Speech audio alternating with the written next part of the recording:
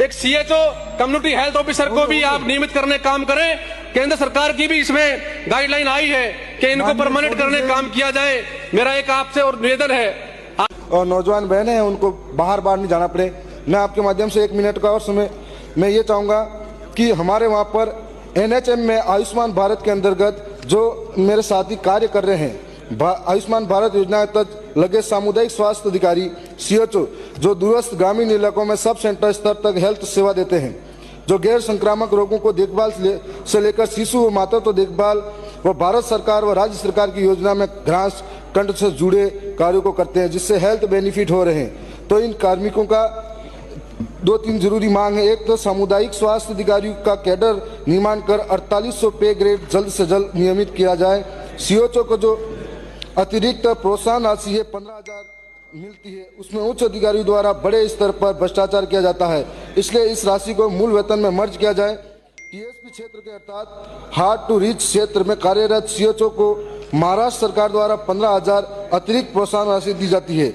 उसी प्रकार अपने TSP क्षेत्र के CHO को भी राशि प्रदान की जाए।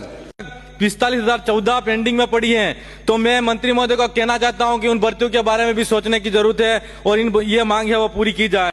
साथ ही साथ मैं आपके माध्यम से मंत्री महोदय को कहना चाहता हूं कि CHO की भर्ती के अंदर जो नियमित कैडर है उसके अंदर हमको CHO को अस्थायी किया जाए और जो CHO लगे हैं उनको अस्थायी किया जाए। हमारे वहां पर जो 3 पूरी विधानसभा के अंदर। अगला प्रश्न श्री गोवर्धन, प्रश्न संख्या 334। माननीय मंत्री जी। माननीय अध्यक्ष महोदय, खंड 1 विधानसभा क्षेत्र धोद में 5 CHC, 16 PHC और 96 उप स्वास्थ्य केंद्र संचालित है, जिनमें राजपत्रित संवर्ग के विशेषज्ञ चिकित्सक। माननीय अध्यक्ष महोदय, उत्तर आ गया है। शुरू करने से पहले क्यों नहीं बोलते? पहले बोल देते। अब तो शुरू हो गया तो टेबल उसमें रिकॉर्ड में आएगा। आप जब प्रश्न पुकारते हो उसी समय कह दो कि उत्तर आ गया। मैं पूरा पूछवा लूंगा। राजपत्रित संवर्ग के विभिन्न संवर्ग के स्वीकृत कार्यरत एवं रिक्त पदों का संख्यात्मक विवरण निम्न प्रकार है। राजपत्रित स्वीकृत 48, कार्यरत 32, रिक्त 16। अराजपत्रित स्वीकृत 356, कार्यरत 2074 और रिक्त 82। खंड 2, जी हाँ, राजपत्रित समर के पदोन्नति के रिक्त पदों को DACP के अंतर्गत पदोन्नत चिकित्सकों से PG पूर्ण चिकित्सक उपलब्ध होने पर यथासंभव भरने के प्रयास किए जाएंगे। चिकित्सा अधिकारी के 1220 रिक्त पदों को भरने हेतु अर्थना राजस्थान स्वास्थ्य विज्ञान विश्वविद्यालय RUHS जयपुर को प्रेषित की गई है। चिकित्सा अधिकारी दंत के 209 पदों हेतु प्रवेश भर्ती परीक्षा का आयोजन किया जा चुका है। अराजपत्रित समर्ग के नर्सिंग ऑफिसर के 8,750, फार्मासिस्ट 3,047, महिला स्वास्थ्य कार्यकर्ता 4,847 पदों की भर्ती की कार्रवाई प्रक्रियाधीन है। भर्ती पूर्ण होने पर उपलब्ध होने वाले कार्मिकों से रिक्त पदों को भरे जाने पर विचार किया जा सकेगा। सीधी भर्ती के शेष रिक्त पदों को आगामी वित्तीय वर्षों में की जाने वाली भर्तियों से भरे जाने पर विचार किया जा सकेगा। पदोन्नति से भरे जाने वाले रिक्त पदों को आगामी पदोन्नति समिति की बैठक आयोजित कर भरे जाने पर विचार किया जाएगा। खंड 3, उक्त विधानसभा क्षेत्र में संचालित राजकीय चिकित्सालयों में गैप एनालिसिस कर आवश्यकता अनुसार उपकरण शीघ्र ही उपलब्ध करा दिए जाएंगे। माननीय सदस्य। माननीय सभापति महोदय, मैं माननीय मंत्री महोदय जी के लिखित उत्तर से संतुष्ट हूं, लेकिन मेरा निवेदन ये है कि जिस प्रकार से, क्योंकि हम जो हमारे जो गांव में यदि हम चिकित्सा को सुदृढ़ करते हैं तो उससे हमें ज़्यादा फायदा होगा, तो इसलिए मेरा मंत्री महोदय से आग्रह है आपके माध्यम से कि हमारे जो CHC, जो 5 CHC मैंने बताई थी, जो लोसल हमारा उपजिला अस्पताल बन गया, इसके लिए तो माननीय मंत्री महोदय को और मुख्यमंत्री जी को धन्यवाद देता हूँ। लेकिन जैसे लोसल है और प्रश्न पूछो। हाँ, मैं वही पूछ रहा हूँ माननीय प्रश्न पे आ जाओ। माननीय अध्यक्ष महोदय, वही पूछ रहा हूँ मैं। संतुष्ट है तो फिर क्या बचा?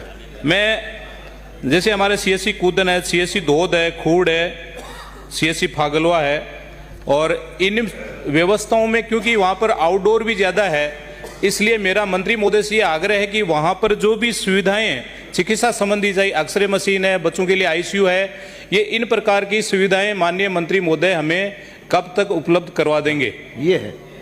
माननीय अध्यक्ष महोदय, माननीय सदस्य के जो प्रश्न है इसमें दो बड़े बड़े मुद्दे हैं। एक तो रिक्त पद और दूसरा है उपकरण, इक्विपमेंट, जिससे आपके पीएचसी सीएचसी वगैरह आपके सही चल सके। मैं आपके माध्यम से मैं सबसे पहले तो ये बताना चाहूँगा माननीय सदस्यों को कि जो दोहद विधानसभा है वो इंफ्रास्ट्रक्चर वाइज एक बहुत बेहतरीन विधानसभा है, क्योंकि वहाँ पर सब सेंटर 96 है, पीएचसी 16 है और सीएचसी 5 हैं। और जो आपने रिक्त पदों का की बात करी थी, पहली चीज तो इंफ्रास्ट्रक्चर इनका बहुत मजबूत है।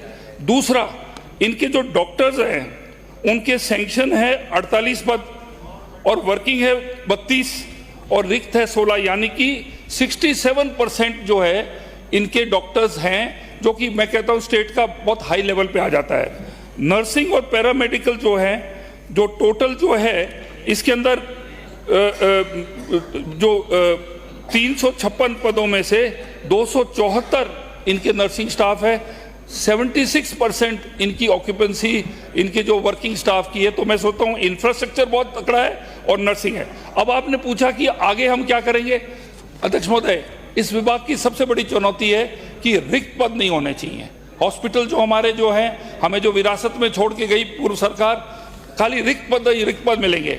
इसके अंदर आपके माध्यम से मैं पूरे सदन को भी अवगत कराना चाहूंगा कि अभी हमने असिस्टेंट रेडियोग्राफर 863, लैब टेक्नीशियन 1888 और आपके ऑप्थेल में ये जो आई डॉक्टर्स का है 109 और दंत चिकित्सक 67 और ईसीजी टेक्नीशियन 3082 भर्ती हो चुकी है।